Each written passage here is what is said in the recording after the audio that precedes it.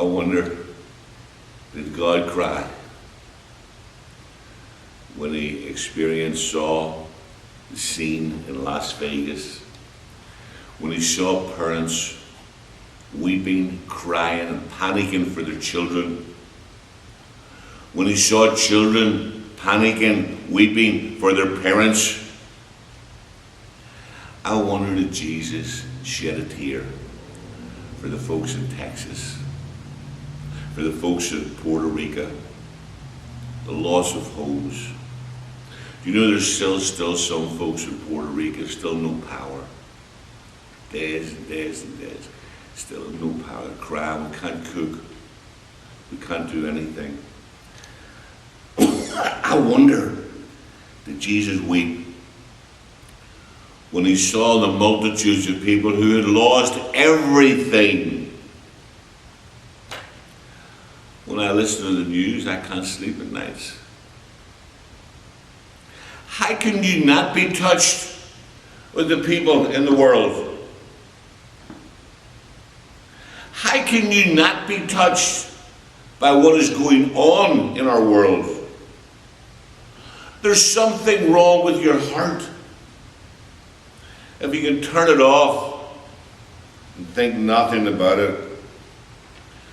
A couple of soul winners were trying to reach out in the lost to bring people to church and to Christ. Wrote to the preacher, what can we do? We have tried everything to get these people to come to Christ, and we have failed. And the preacher wrote back, try tears.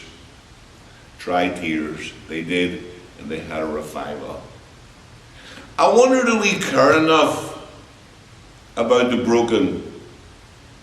I wonder, do we care enough about the lonely, those who are living in sin?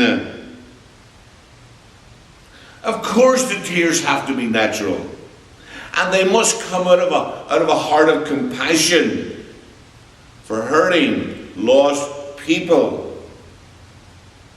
Have you ever shed tears for the lost? Have you ever shed a tear for the homeless, the helpless, the lonely, the divorced, the widows, the widowers, the homeless, the harlot, the prostitute? When's the last time you shed it? Well, those folks don't deserve my tears. Really? Really?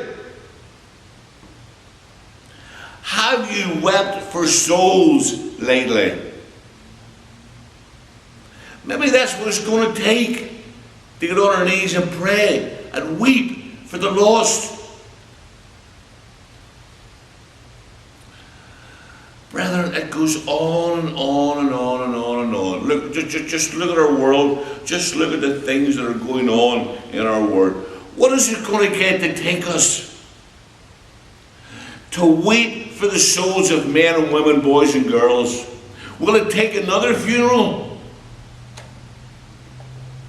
Are we really sowing the seeds of the kingdom? Farmers know, if you don't sow, you don't get a crop. Farmers know. We're never going to get a crop of souls without sowing the seeds of the kingdom. The visiting preacher in New England, of course there was the custom in New England when they had a visiting preacher that he would stay with a member of the congregation. I've been there and I've done that. I stayed in the house where there were 7 dogs and I was sleeping on the couch, and the dogs were running around the floor all night when I was trying to sleep. And the dogs weren't house trained, and I was trying to run around and get up my bare feet. Well, not to get into the story, but I've been there where you stay with the members of the visiting congregation. But this Sunday morning he was getting ready to preach, and the lady of the house, was the custom. She prepared this wonderful, great breakfast for him. Bacon, eggs, hash browns, toast, even delicious waffles. And the preacher apologized and he says, I never eat before I preach. It would have a terrible effect on my sermon if I was to eat that breakfast. My sermon would be useless. You wouldn't like it. because it would have a terrible effect on my sermon. She said, okay. The mother went to church with her 8-year-old son. And after the service was over, the mother looked at the boy, the 8-year-old boy, and she says, how did you like the sermon? The little boy says, Mama, he should have ate breakfast. I've been there. He should have ate breakfast. Good or bad, we must sow the gospel seeds. Some days God can use my worst sermons to witness to people. Some days he used the worst. Matthew 10, verse 7. He told the 12 disciples, as you go, preach the message. In Acts chapter 8, verse 4, those who had been scattered preached the word wherever they went. At work, Kmart's, pizza place, ballpark, golf course. It's hard to be vocal about your faith. Nobody wants to offend anyone anymore. Nobody wants to offend. Romans 10:17. Faith comes by hearing, and hearing by the word of God. The Bible, the gospel. They must hear the message. They must hear the message, and they must listen to the message. He said to his friend, I'm almost through. He said to his friend, why don't you come out and play golf with me Sunday morning? Friend said, I can't go out with you on Sunday morning. I go to church Sunday mornings.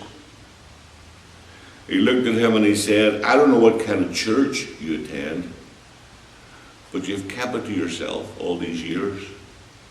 We have played golf dozens of times, and you've never invited me once to your church. Ouch. Could it be that they're just waiting for an invitation? Could it be that there's some folks starved? Could it be that they're just waiting for some compassion? Could it be, as Jesus said, the harvest is plentiful, but the workers are few? Pray, and the Lord of the harvest, that he will send out workers. Lord, help me to live every single day. Forget self. Even when I kneel and pray, my prayer should be for others. Even when I work and do everything that I do, I should be doing it for others. Why is it always me, me, me? We love you, and we're thankful that you're able to tune in with us. May God bless you. Have a wonderful, wonderful